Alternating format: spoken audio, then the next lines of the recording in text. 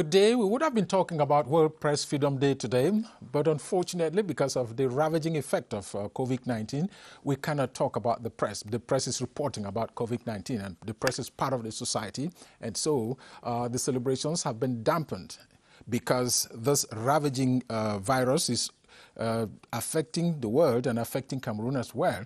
And almost all parts of the world have been affected. As of today, 3.4 million people have been confirmed with the disease, or with the virus, around the world, with 243,316 deaths already recorded, with 1.1 million people having recovered. And Cameroon boasts of at least more than 100 or close to 100 people who have recovered from the disease, in spite of the fact that about 1,000 and more people have been infected. And for now, or as of today, the entire country has been affected by the disease. So we can't celebrate World Press Freedom Day or talk about the press. We'll focus on COVID-19.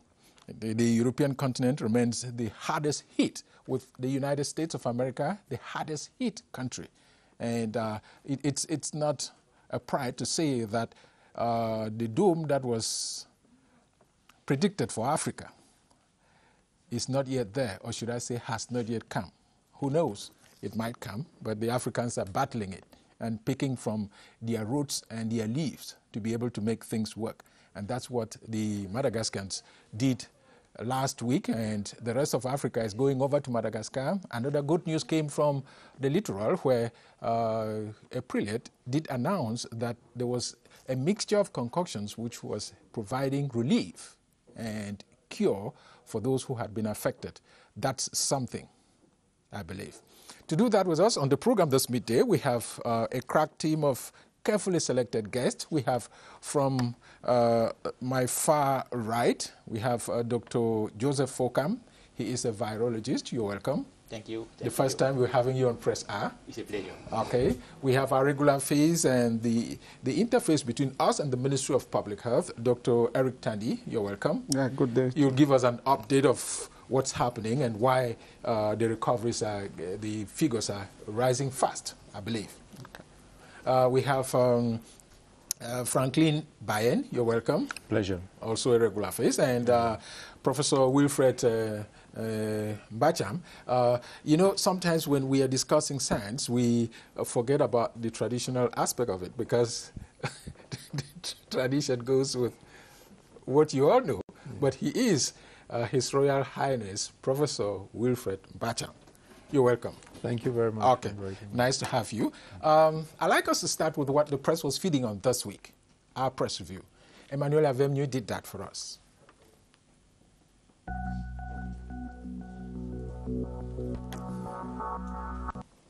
As the coronavirus pandemic continues to show its ugly head in Cameroon, so too are newspapers intensifying reports on anti-COVID-19 measures.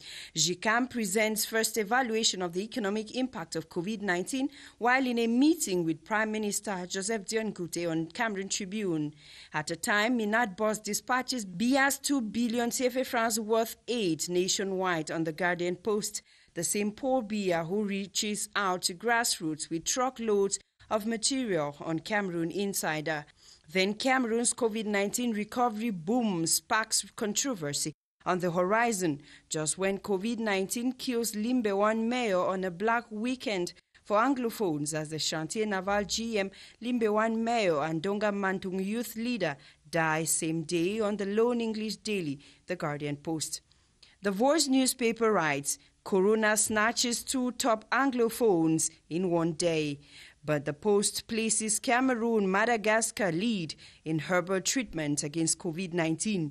The Horizon writes, Archbishop Cleda says he produces herbs that cure coronavirus. To the Guardian Post, Cleda boasts his coronavirus herbal cure 100% effective.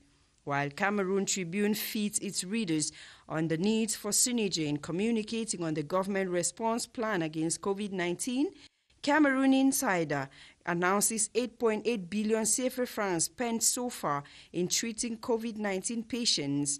As children's safety under scrutiny ahead of school reopening on June 1 due to COVID-19 on Cameroon Insider, Tico Mayor put signing of man on hold on the Guardian Post. Then findings on the Ngarbo incident continue to make news. The Horizon writes Biya comes clean as inquiry commission implicates military. At a time, SDF wants heavy punishment for perpetrators on the Guardian Post. Then international lawyer picks holes on Ngarbo Commission of Inquiry, reports the Star newspaper. At a time, Biya's clemency fails to decongest prisons in the northwest and southwest. On the Post newspaper, Cameroon witnesses drop in cases of malaria from 30% in 2013 to 24% on Cameroon Tribune.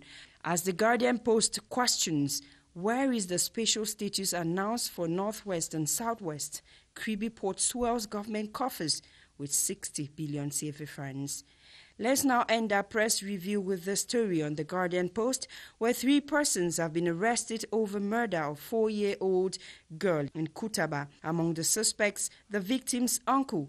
The paper reports that the culprits were demanding the sum of 3 million CFA francs from the kidnapped child's father when the little 4-year-old girl recognized one of the kidnappers, and then they decided to strangle her. They are currently gnashing their teeth behind bars at the Gendarmerie Legion in Bafoussam. Until I come your way again, this is your Hour with the Press.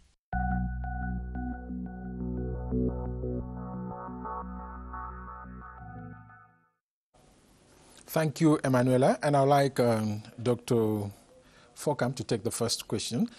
Where are we with the fight?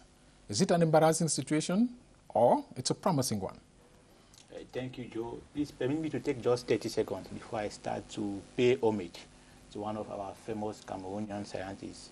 This is His Royal Highness Professor Bacham, who is my mentor, and who happened also to work me through. He's here with you. He's here with me. He's here with me, so I must do that academically.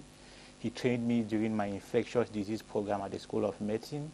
He brings us the notion of public health biotechnology, and that we are using today to fight the coronavirus. It's something that's quite effective in the field that we use on a daily basis. And actually, I'm heading the virology laboratory at the Chantal Biya International Reference Center, where basically I'm just applying what I have learned from him. Exactly, and that's why you are here. Exactly. So where are we? Where are we actually? Where are we? In Cameroon, we are really at the front line in terms of the response to COVID-19. And up till yesterday night, we have 2,086 confirmed cases in Cameroon at the moment. Okay. So the more we are testing, the more we are getting the cases. Yes, but the hope comes in the number of recoveries. The hope really comes in the number of recovery. But first of all, the hope also comes in terms of who are those who are symptomatic and who are those who are asymptomatic. Okay. At the moment, what we have in our figures, about 64% of those confirmed cases, they are asymptomatic. I mean, they are symptomatic. What does that mean? It means they have those who have some signs, some symptoms of the diseases, but we have 40%, they are positive, but they have no sign. So meaning they need no medical intervention. So we have people with coronavirus infection, but they don't express the coronavirus disease also. Okay. So this is possible, and they may also be considered in the group of those who are recovering. Okay. So that's something to consider. Which means we would have had a higher figure, if you put it that way, of those who have recovered. Exactly, we should have had a higher figure. Then also what we should understand in terms of epidemiology, Professor is here, actually in these 2,000 positive cases, about 80% of them are contact cases against 20% imported cases. Okay. Meaning that we are no more in the importation phase, but we are already in the transmission phase within our community. Okay, community transmission. So coronavirus is effectively circulating within our community. So that's what we have like the trend in terms of epidemiology. And one very last important data also is the geographical distribution.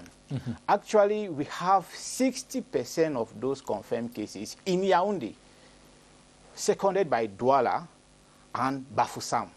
So these are the 3 major regions where we believe we need to put in most of our medical intervention to make sure we should alleviate the burden of the disease, because now we are no more at the level of preventing the disease. We are actually at the stage of how do we manage to treat those who are infected. Okay. So we need to target those 3 regions to make sure we alleviate the burden. Now, he just painted a picture of the situation in Cameroon today, close to, or let me say, 86 cases. Now, what is working? The preventive phase of it. Because the epidemiologist who was with us last week, Dr. Asa, said that from the projections, the epidemiologists thought that at this time we would have had a higher figure, but which means that there's something which is positive working in within the struggle to contain or combat the disease. Is it at the level of prevention, or is people's attitude, or both? Yeah, Joe, I want to say here that both, but before going to that level, I should appreciate the government's strategy of decentralization of the management of the crisis. Because at the level of the communities, if we are able to have some of these figures, is because testing have been going now into the region. And then on the preventive phase, I should note here that since the communities have been allowed now to do sensitization processes, like you know, the head of state have made some dispatch of materials into the communities, which therefore means that the mayors that are in the community are now in charge. They are in the front line to sensitize the population. And this is one of the reasons that you might have the figures been dropping or increasing, because increasing on the part that they will be testing very soon, because there has been a contingent, the dispatch of materials that have been sent into the regions. So we should be expecting more results coming from regions other than the littoral and the center and the west region, who were at the center from the beginning. And then more preventive measures. I should emphasize here that they release the measures that the government just made the other day. They didn't ask people to take out face masks. They didn't stop people to stop practicing basic hygienic conditions. It simply reinforced, and we are reiterating here that people should continue respecting social distancing or physical distancing. And continue to wear their masks, because yesterday, that's coming just after the 19 measures put by the Prime Minister the other day. Almost everybody I met on the streets of Yaoundé had taken off their mask, because they felt that, okay, maybe government, the situation is quote and unquote under control. That is where the high worries come in. Okay. People have to continue. I think if there is any time that we need to take this, or the use of face masks should be taken very serious, is now, even more than before.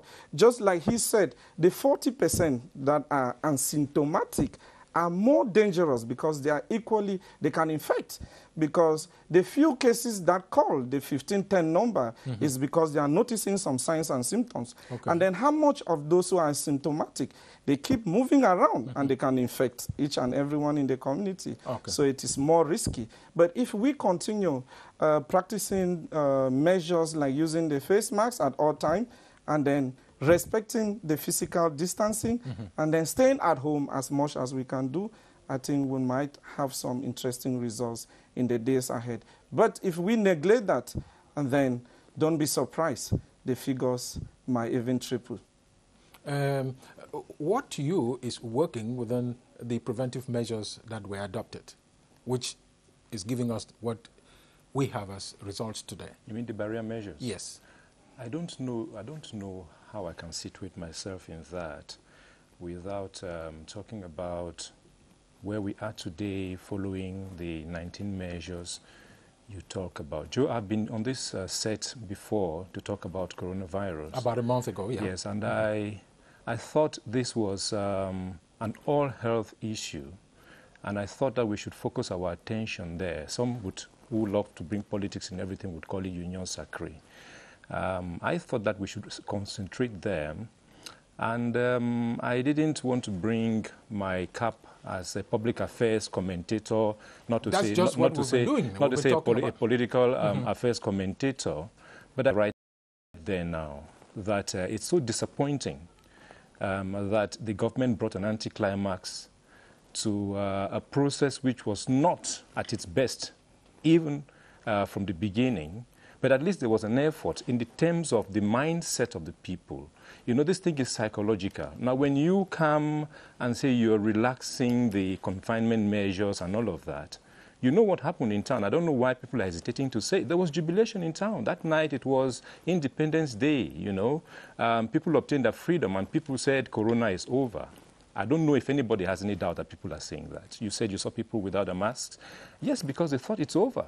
The government has, I don't want to use the hard word to say it has abandoned the people. I didn't want to get here on this thing. But it's so disappointing that we haven't even reached the peak. I prefer to use the abyss because I don't know why peak is like going up is positive. There will be an abyss in the way, in how the thing evolves. Before we stabilize, economists and others who are good at statistics will talk about when the curve begins to flatten. Yeah. We are not yet there. We are still in a journey to nowhere. And then we decide to relax the measures. It is utterly, outrageously disappointing coming from a government that has something in its hands it doesn't even understand yet. Don't you see that the government was coming from the perspective of trying to relieve the suffering masses from what they were going through, given that many people, especially the lower income earners, it was difficult for them to make ends meet. And government thought that part of it would be to relax part of the measures. It's the response of the people that is creating the problems, isn't it, Prof? Well, it's very difficult to say what it is, but let me just go back history lane and say that in 1720 there was an outbreak of an epidemic and members of a ship were heavily infected. It anchored in Marseille, and Marseille is a nice port, and they wanted the goods on the ship. The mayor of Marseille released us that the ship should no longer be quarantined and that the goods should be taken off. It ended up, so he was now preferring the economy with respect to the safety of the population, and half of Marseille died due to that. Now, I don't want to be a prophet of doom to say that the measures, personally I think it was a little bit too early, and we would have waited because people were not practicing the confinement measures 100%, and therefore would have just allowed things to be with the 30% practicing of the confinement measures. Then we will be limiting also the spread. I understand the issues about the economy, but I think it was just a little bit too early. We would have synchronized things to happen also around the end of May, in June, early June. Why do I say this? Because if we release the students to go back to school, and just before we release the students, we notice that there's going to be a peak, then the students are going to be even more heavily infected, and you're going to get an outburst, which we have tried to contain before now. I am comforted by the fact that when we do what we call reverse epidemiology, we have hope, in the sense that when you ask a lot of the people what they take as food, what they take as medications, there is some glimmer of hope. And that's why I think we're not seeing the numbers. But that could be erroneous because there's so much we do not know about the virus. Now, while this disease while Corona is going on, people are still taking their antimalarials. And it turns out that antimalarials are helping. Okay. The medication in Madagascar is an antimalarial. It came from the Artemisia plant. Okay. This Artemisia plant also grows here.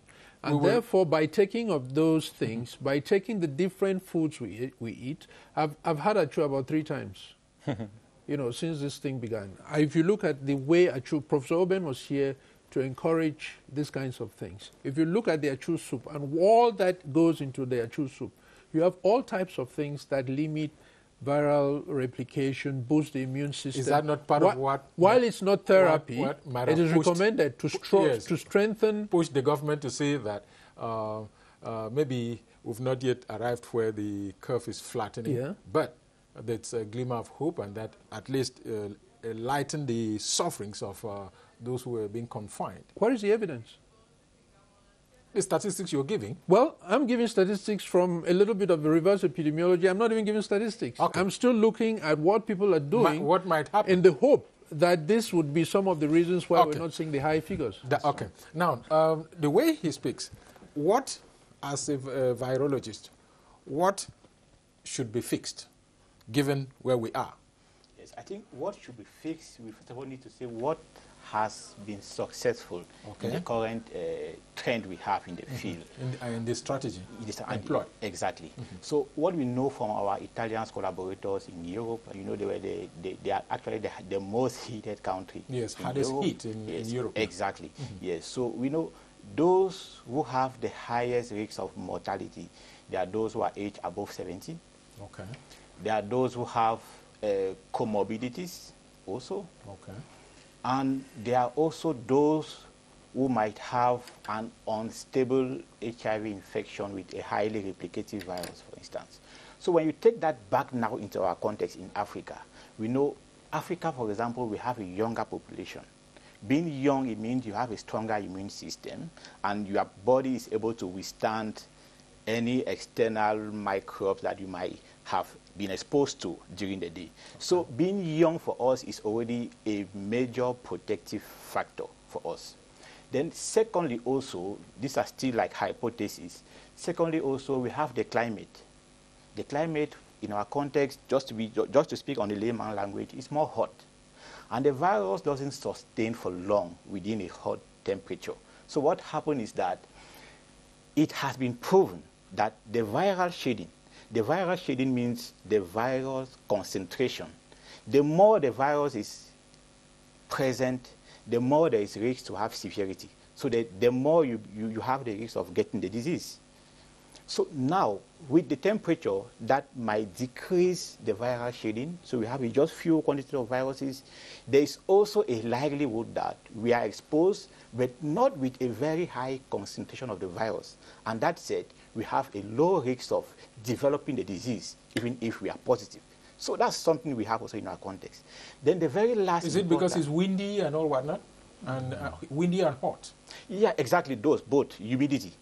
Exactly. Then the very last important point also, it was published in New York Times on the 1st of May, demonstrating that live vaccine, for example, oral polio vaccine and the tuberculosis vaccine, the BCG, this Bacillus Calmette-Guerin vaccine, also provide some innate immunity against the infection and also against developing the disease.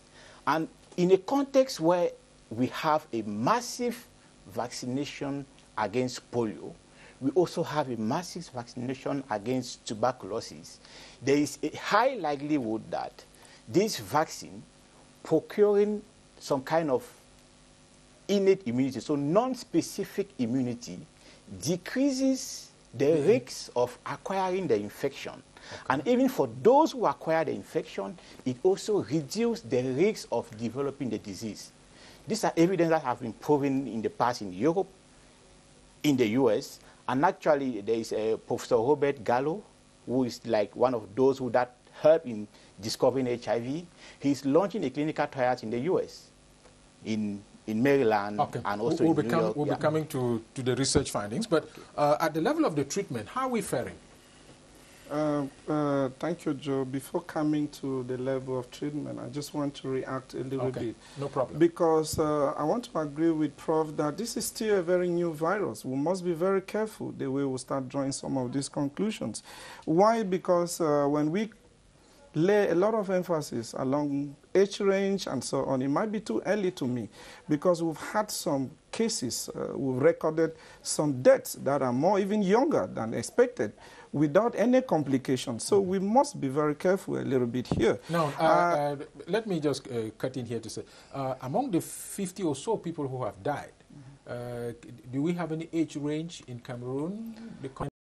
Context? Yeah, we could not give you the statistics to reality. Okay. It might happen that we might have had some people a little bit above the age of 50, but to tell you also, we've had cases that are even less than 20 that have been infected and even died.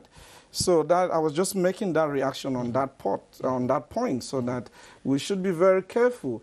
Like the population might take it and think that because I am young, I should go around freely, or because we live in temperate area or where temperatures are high, and then it's a factor. But I was happy because he said this is just a hypothesis. It might be a possibility, but we can start drawing this conclusion only when we are at the end of the crisis. Have you people started receiving locally produced hydroxychloroquine? Not yet, but I should recall here that this might have based on two conceptions, because we've had hydroxychloroquine being combined with azithromycin in France and add some vitamin C, as you know. And then USA has used this same formula but associating with zinc. I want to believe that the treatment that is going on in Cameroon has been combined with some local teas. And some of these local teas might equally be helping. Even in the hospitals? Yes, even in the hospitals. Okay. Like, you know, in the hospital, although the state is taking care of all the feeding and diagnosis right up to any level, but some family members still come up and provide some of these teas to their patients. And at the end of the day, this might have been a point, but we cannot conclude on that because it's not scientifically proven yet, but there are studies that are ongoing on this point. But these teas help, isn't it? Yeah, of course. Teas they are all antioxidants. They help to relieve the respiratory system. And I think if we have to lay emphasis on any point, maybe our nutrition is one of a very key point that can play. For the first time, like I said last week, that if there is anything that COVID has done good, is the healthy living of Cameroonians in terms of feeding. They are now turning back away from imported or artificial food to concentrate more on natural feeding. And again, especially with some of these teas, I think there is no family in Cameroon that is not at least trying something natural to get live within this period. And I want to really appreciate that we might have the cons and the pros from COVID, yes, but the population, the culture. We will draw the balance when time comes. Yes. But does every region now have a treatment center? Yeah, I should say yes, because with decentralization, all regional hospitals have been identified, and all isolation centers and treatment centers have equally been identified. But with some centers, with some regions having more than one treatment centers. So this, like the heavily infected. Yes, this is based on the progression of the viruses in the various. Have you recorded any case yet in any rural area of Cameroon? Definitely for case yet in any rural area of Cameroon. Definitely for now, we don't yet have that details, but we've had suspected cases even into the hinterlands, and some of these suspected cases have come up to be negative, but some have come up to be positive. And then we should appreciate our partners, because you know our partners are also working in the field to assist in the transportation of some of these suspected cases, because as you know, the public health system doesn't have sufficient ambulances in all the regions, or especially in the divisional headquarters, for example. I want to quote the case of where I come from that I know very specifically in Bangui, where any suspected case is being assisted by one of our partners, Médecins Sans Frontières, based on the DMO report or update that he gave us a few days ago. So those are some of the measures. I heard that somebody coughed violently, and people all around him suspected him of having COVID, and they called 1510 to come and pick him up.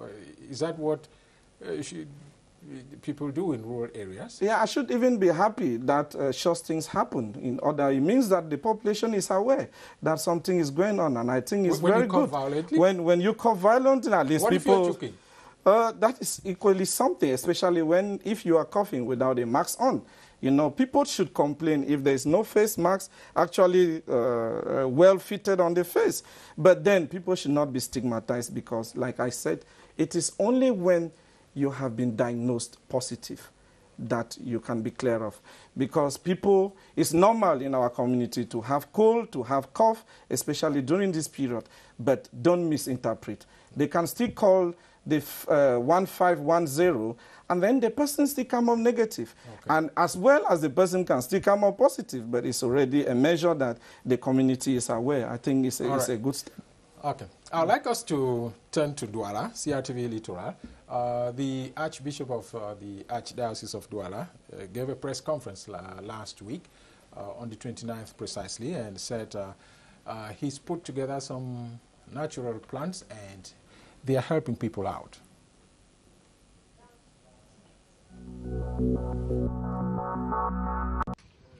It is mission accomplished for the emissaries from the Public Health Ministry after more than an hour behind closed doors with the Archbishop of Douala, who accepts the ministry's wish to bring in technical expertise to evaluate the capacity of his proposed traditional treatment to heal COVID-19 patients in the country. It was a very fruitful exchange, because we decided that Monseigneur is accepting the collaboration with the Ministry of Public Health. This collaboration is more technical, but the Ministry of Public Health can give some aid to Monseigneur in order to have the evaluation of the product and further to have a sufficient production in order to make the product available for our population. Official certification and prescription will only follow after favorable research findings by experts of the Public Health Ministry. Terms of the collaboration, amongst others, which the Archbishop of Douala admits just to the cause in this quest for effective treatment of COVID-19 patients. I'm glad the government has taken interest in the work we are doing. Together, we will now adopt a more scientific approach to formalize the treatment. Meantime, the treatment remains efficient and safe for COVID-19 patients, says the Archbishop of Douala, and it remains free of charge until further notice.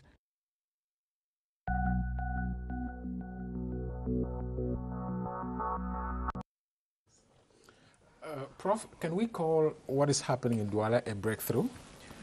Well, thank you. I think, personally, I think I would say it's a breakthrough, but that needs for it to be accompanied.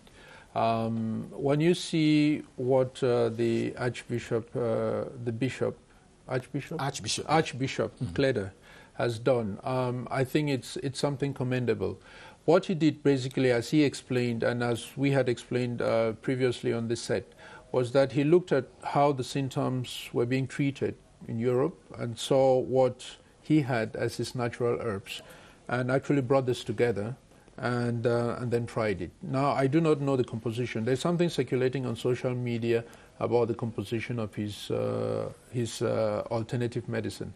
I do not think that that's truly what it is, because I don't think he's released it. While that is going on, there are two things that must necessarily happen for him. You know that 80% of those who have the infection would resolve it on their own. That's how we fight viral infections. Okay. Only 20% go down beyond what I call the tipping point. Mm-hmm. Now, of those, a certain percentage again would become fatal. Now, we do not know if all the patients that went into, or to whom he's been given, those who are positive and part of these 80%. But I think that the team, the technical team that went down, will be able to elaborate. What we are very concerned about is about that his medication should be able to resolve those who've gone past the tipping point, those who are already going to go on ventilators and things of that. If that can be reversed, then it is phenomenal. But I think already as of now, it is something commendable. Why?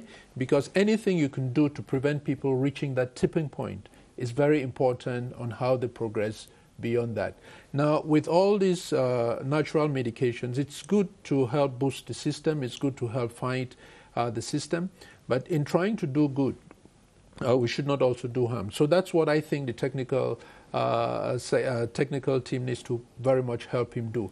Now, I get confused when I hear the health ministry are those who went down instead of the research ministry going down. Normally, the research would do the elaboration of all that needs to be done in terms of the safety and efficacy, and then tell the ministry you can apply this. So I'm a little bit concerned that we might have mistaken roles here, and I do not know why the research team, maybe it was a mixture of both. Yeah. But that's what I was thinking too. But at this point, should we get to a point, or are we not yet at a point where they should patent what he has been able to come up with and to secure it for Cameroon and for him himself so he can Well, get some I think, first of all, he said it was for free, and I think that he meant to do good to the larger population. It's very difficult sometimes to patent natural products, but if you bring these natural products through a specific methodology of extracting and compounding them, yes, you can patent. And I think that if he needs to patent it, then it's also a very difficult thing to follow patents. But I think originally he's offered it for free. It's a frequent thing with the Catholics. I do not know what they do, but they do very well as scientists and as clergy. You remember Mendel was the first geneticist who came out and said how things were being done, how genetic traits were being transmitted from person to person or from organism to the other. But again, when you look at what he's done, and you look at what is also happening in the monastery in Bengui, then you realize that they are working for a long time on medicinal plants against cancer, against colds, against all types of infectious and other metabolic diseases. It's a tradition with So I the think Catholics. it's a tradition with the Catholics. And I think that if he says this has been done, then let's try to situate within which group of individuals who have the virus are those that are really getting well. Is it the 80%, or is it those that go beyond the tipping point and go? So That's that this those who are really can be sick and generalized. hospitalized. Exactly. So, but wouldn't it have been good for the drug to be taken to people who are hospitalized and on oxygen? Well, you know, when you're on oxygen, anything that you can grasp around you would be helpful. But at the same time, there are new things that we learn about the virus. It's just not just the virus alone. There are other things that are associated with the virus that even make us more ill. I will cite one example of a bacterium called Previtola, which has been found to be abundant. And that may explain exactly why it's the age population that is getting it, because you accumulate this Previtola with age. But it could be that there are other people with other different conditions that also have that. Research also has demonstrated that when people are dying from the virus, they're not dying because of just the immune storm. They're dying also because there are blood clots in the microvasculature, in the small blood vessels that are running around the heart and that are running around the lungs. So this thrombosis, this blocking of the blood vessels is exactly that. And when people have hypertension, they're having hypertension for many reasons, one of which is, you know, the tightening of the vascular space. And that tightening of the vascular space could also make these people die, exactly, because it's not the virus that is killing them. Now, in terms of, I'll come to you shortly, Franklin. In terms of research, what has been discovered thus far about the virus, which initially wasn't known, Dr. Fokam? Okay, so what has been discovered this far about the virus? There are so many conspiracies out there. Some that even believe maybe it's a biological conspiracy weapon. or fact? Conspiracy for the moment. Okay. What we have like fact, we know this virus is deriving from what we know like the bat-derived coronavirus that is existing for over a decade for the moment. Even over 100 years, we have this animal deriving coronaviruses. But we've been eating bats all along. We have been eating bats all along. But why didn't we have maybe a direct transmission from the bat to human? Is because there is a need to have an intermediate host. For the moment, we know the most factual intermediate host is this pangolin. That's what was discovered. Asian pangolins or pangolins even in Africa? We know the evidence was done in Asia, so we don't yet have concrete evidence also within our context. But what we know is that when we look at the coronavirus 2 causing COVID-19, the disease, there is 88% genetic homology between the virus from the bat with the virus in the human.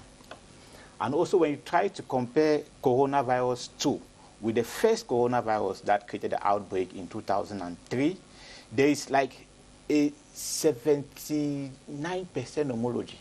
So we have cleared established linkage, genetic linkage, between these viruses that were already existing before and the current one that we have. So naturally, we believe this is like a kind of zoonotic transmission from animal to humans. Okay. Now, what is being done in Cameroon for you to understand more about the virus? Okay, what is being done in Cameroon, honestly, to the best of my knowledge, is still limited. What we are doing now is the molecular testing. And we are actually at the front line doing these services. Okay. And what is commendable in Cameroon is that we have decentralized testing in our context. So in almost all the regions, we have a center where you can do a confirmed testing for coronavirus. And this is something that we really need to encourage. What about finding more details concerning the virus itself? Good. Finding more details is exactly where we are nowadays. Because, for example, at the Chantal Biya International Reference Center, we have a sequencing facility. And we believe with this sequencing facility, among all those positive cases, we need to sequence the virus. Why do we need to sequence the virus? There is one major important public health aspect. One, we need to understand if the virus that we have here is different from what we have in Europe, in Asia, or maybe in America. It might be one of the reasons why we don't also have a high rate of virulence in our context. We don't yet know. So this is really something that we need to investigate on. Okay. Then secondly, also, having an idea on the viral strain in our context, we will be able to trace the viral phylogeography. It's going from which area to which other settings. And knowing that, we should be able to implement effective public health intervention strategy that will help to really alleviate the number of new cases. That will also help to detect as soon as possible positive cases and to limit the risks of mortality in our context. That sounds more like, if I were to say, I would say we are having the European type virus here, given that ours came from Europe, Franklin. And there's so much going around the world in terms of research, but one will be asking, the whole world is looking for what is happening concerning one virus. And for almost 3-4 months now, they've not been able to discover all about the virus? Maybe it's been discovered, but it's not been discovered by who should discover it. You know that it should come from somewhere and not from somewhere. Who knows whether Cleda's proposal is the solution? Who knows whether what is coming from Madagascar is the solution? But you see, the international bodies and the dominant cultures are exerting more energy in discrediting them than in going to see how well they work, and which is why I'm honestly very impressed that the government, I prefer to call it the government, went down to Douala to see what Archbishop Cleda is doing. I was going to raise the point that Professor Mbacham raised. Why wouldn't it be the Ministry of Scientific Research and Innovation? Maybe it was a joint team. There we are. So I prefer to call it the government. I'm impressed that they've gone down to see. They're not doing what the WHO is doing. I'm not stigmatizing them. I won't be punching them from one end when Donald Trump is punching from the other. I'm impressed that the government is trying to look at it. And I think it should be with a positive mind. And I'm impressed especially because he says they're looking at possibilities of helping to mass produce, which means they're going there with a positive mindset. They're not going there to see how bad it is. They're going to look at how good it is. It's a very positive thing. And I hope that can be done very fast because I would not be an enthusiast like Professor Mbacham to give too much credit to the Catholics. I'm not a Catholic, but I don't hate the Catholics. But I think Professor Archbishop Cleda would not take his priestly career to try to get a good name out of coronavirus. He doesn't need it. I think he really believes that what he has is working. And we've seen that besides him speaking, the people on the front line administering are medics. Who are medics like the ones we have on the set? Scientists like the ones we have on the set. I know Dr. Tandy is often very cautious about these things, but his colleagues are administering it. I don't think that they are being unethical. They know that we have a situation at hand. People on the front line are always better placed to tell the reality of something than those who are commenting from afar. Yes, so I am impressed that that is coming from us. It just may be the solution. He mentioned Professor Oben, who was here last week.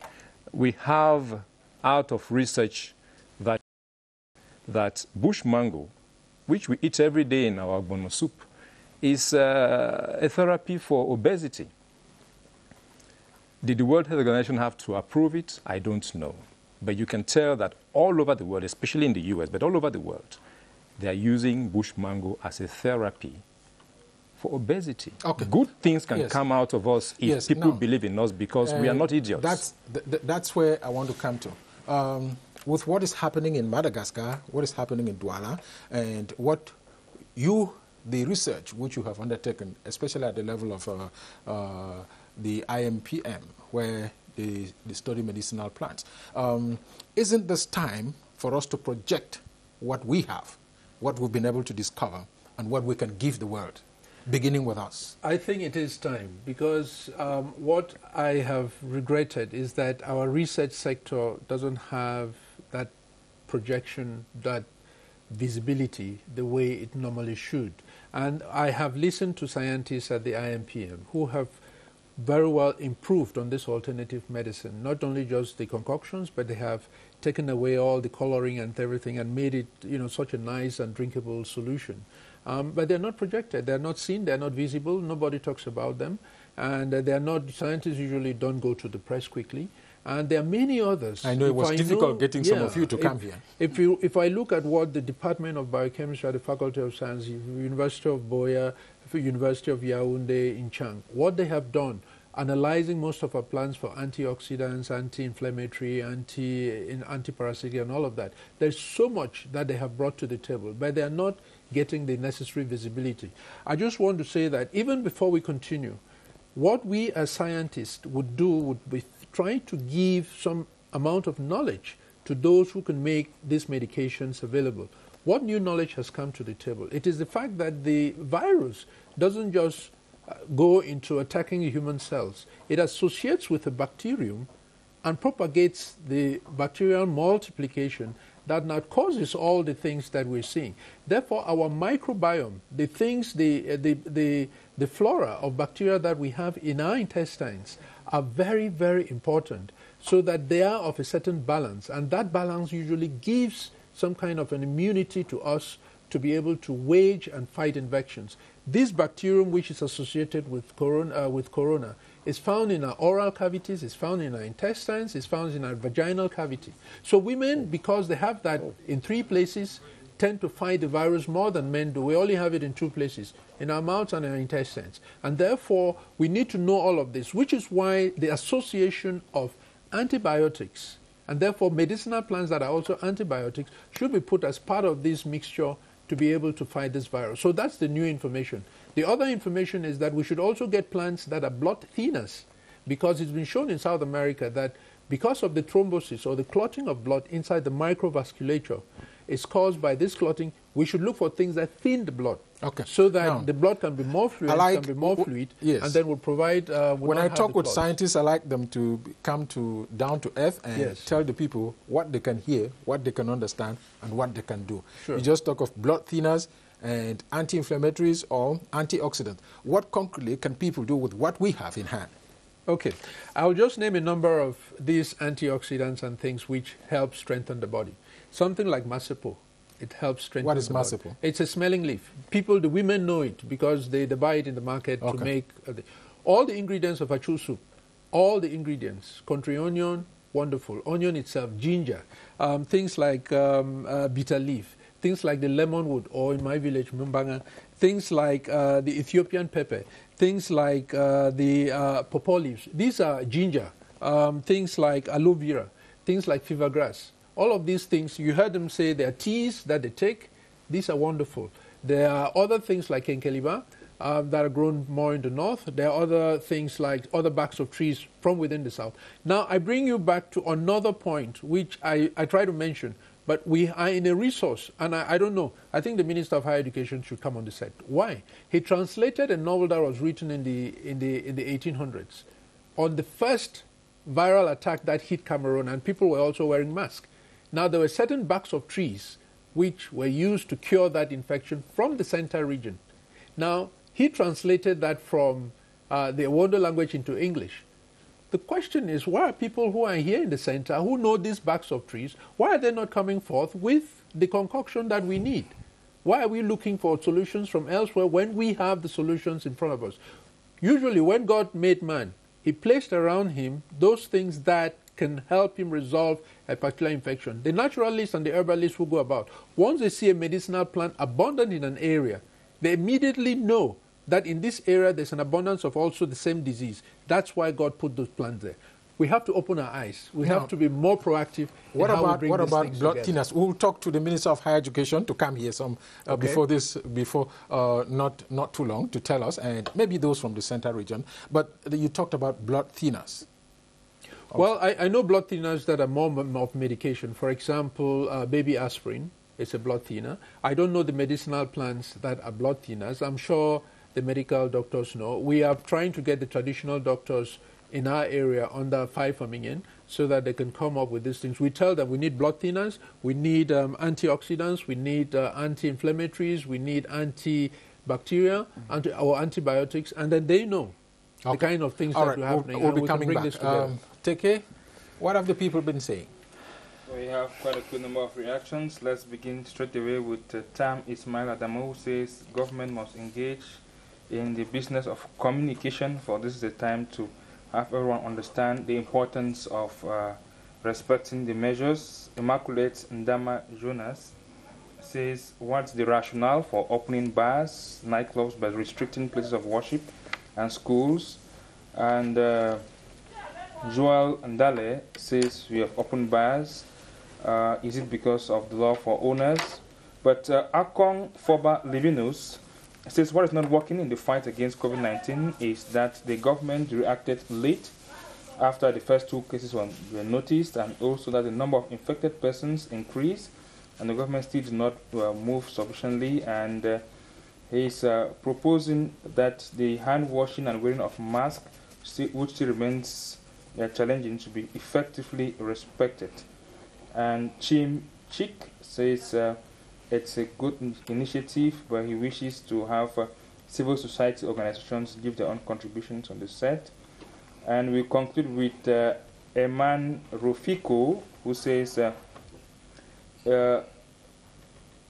how much is the bars, restaurants, and other public places contributing to the curbing of the spread of the COVID-19? Well, those are moves intended to help, not to curb the disease, help economically. Thank you very much, Elvis. Next week we'll take the rendezvous for next week, but I'd like us to begin to take our last round. Now, what is being coordinated on the continent, or how is the coordination on the continent done to be able to get us or Africa respond appropriately? The world was promising doom for Africa, but I think without shouting hoorah already, it's not what we are seeing, but our herbs and cut the backs of our trees and all whatnot seem to be helping us. So what's being done at the level of Africa to coordinate the fight against this coronavirus? Yes, I think actually at the level of CDC Africa, they have implemented a kind of 6 major policy to accompany confinement or ceasefire or any measure that has been put in place by country's government to make sure we cut down the curve of the diseases. So what we believe now as a scientist, or maybe as a medical virologist, what we need to do effectively is to test more and more. The more we test, the more we'll pick up those who are at risk of dying due to COVID-19. This is one. What of also giving our own local remedies? I think giving our own local remedies, we we already have a kind of summary on this concept. Yes, for now we have nothing on hand, so we should be trying to use what we have. Exactly. Yes, it's still experimental, but we need to be careful because we don't have any idea on their side effect. We don't know what may happen in the long or maybe. We've been living with these barks of trees, and this helps all along. Yes, this really helps all along, but I also believe we don't have factual evidence on what happened, also like maybe any adverse event. There's something about Africans which I don't like, and it's this scientific way of trying to say that's something we don't, except it comes from drugs not have side effects. I've been told that all drugs have side effects. Exactly. If you take any drugs without any side effect, it means probably it's not the right drug. So and secondly also, almost every conventional drugs comes from our natural pharmacopy.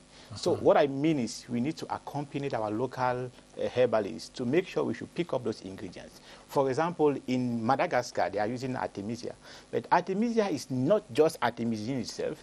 It's a combination of various compounds. So what is the specific compound that really acts against coronavirus? This is what we need to investigate. And that's why we need to bring on board pharmacologists, virologists, clinicians, to make sure in the near future we can develop an African-specific product against COVID-19. Okay. Your own concluding word, what to watch out for? I should say it is too early. The preventive, I know you would emphasize on the preventive measures. Definitely, because that is what I believe in. And I don't want the population to think that we are yet out from the scene. To me, I still see more risks. We have to be very, very careful. Just like the WHO director said, Africa have to be prepared and be more careful. We have to be more careful. We have to continue with the resilience, be more conscious, more than before, like I would insist on. And then I want to tell the medical personnel, because I've seen most of them being punched in health facilities that are handling some of the cases, to remain very strong, very resistant. But the population should know that if there is any time they need to use face masks, stay at home and respect social distancing or physical distancing. Once out, it is now more than before. We shouldn't say they were not informed, but I think what do we watch out information. I noticed that Dr. Tandy is often very cautious, and this is somebody in the government. And I expect that his views advise the government. So I'm surprised that that government is not as cautious as him. I watched the Prime Minister read the 19 measures, and from his body language, I can dare say he wasn't happy. Who is bringing politics into a social and health issue? That is what you think? Because your interpretation, Joe, right? see, only a few days before, you see, this country, when the things are negative from abroad, we say we are independent, we're not influenced by foreign powers. A few days before, the French Prime Minister made a statement: we should learn to live with this disease.